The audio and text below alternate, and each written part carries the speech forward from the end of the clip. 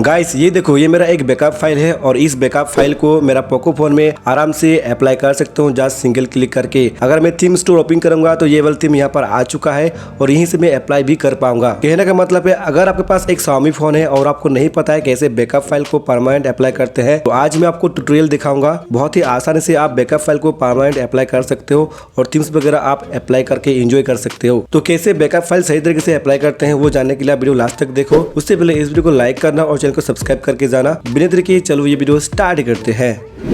तो देखो यार, बैकअप फाइल अप्लाई करने के लिए सबसे पहले आपके पास एक बैकअप फाइल होना चाहिए, मतलब कि एक थीम होना चाहिए बैकअप वाला। जैसे कि मेरे पास है ये वाला थीम, ये एक बैकअप फाइल है। उसके बाद अभी जो आपको सेटिंग बताऊंगा वो आप ध्यान से देखना। अगर आप स्किप करोगे तो नहीं समझ पाओगे कैसे बैकअप फाइल को अप्लाई करते हैं। तो आपके किसी भी रेडमी या फिर पोको फोन में आपको सेटिंग ओपन करना है। जैसे कि ये मेरा एक पोको फोन है और इस फोन के सेटिंग में आ चुका हूँ। उसके बाद यहाँ पर आपको अबाउट फोन पे क्लिक करना है और यहाँ पर आपको नीचे आना है। देख सकते हो बैकअप एंड रीस्टोर का ऑप्शन मिलेगा, इसके ऊपर टैप करना है एंड यहाँ पर आपको मोबाइल डिवाइस ऑप्शन पे टैप करना है। उसके बाद यहाँ पर देखो बैकअप वाले ऑप्शन पर काफी सारा आपको अलग अलग एप्स का सेटिंग वगैरह देखने को मिलेगा। ये सभी को आपको अनटिक करना है। जैसे कि मैं अनटिक कर रहा हूँ, देख सकते हो एक एक करके आपको अनटिक करना है। और यहाँ पर जो अदर सिस्टम ऐप डाटा है इसको आपको टिक करके रखना है और इसके साइड में आपको टैप करना है। साइड में टैप करने के बाद यहाँ पर फिर से आपको सभी एप्स को अनटिक करना पड़ेगा, जितना भी एप्स वगैरह देख सकते हो। अनटिक करने के बाद ओनली जो थीम वाला ऑप्शन है इसको ही टिक करना है, ठीक है।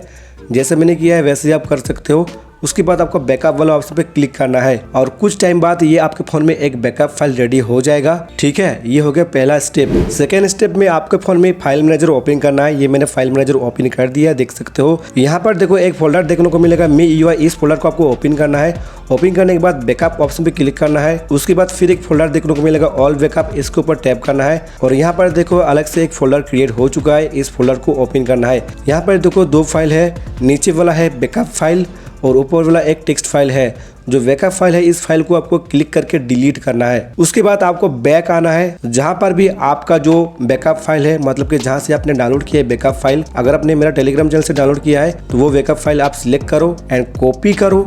फिर से आओ MIUI फोल्डर में, क्लिक करो बैकअप फोल्डर में, ऑल बैकअप पे जाओ और यहाँ पर फिर से ये फोल्डर ओपन करो और यहाँ पर जस्ट पेस्ट कर दो। ये हो गया सेकेंड स्टेप।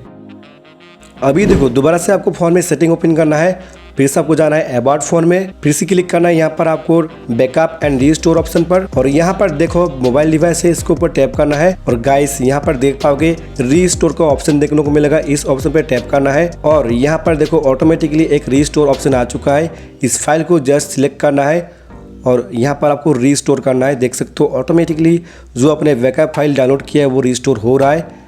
और रीस्टोर होने के बाद आपको दिखा देता हूँ थीम स्टोर ओपन करके। तो मैंने यहाँ पर थीम स्टोर भी ओपन कर दिया है, देख सकते हो। और ये जो थीम है यहाँ पर आ भी चुका है।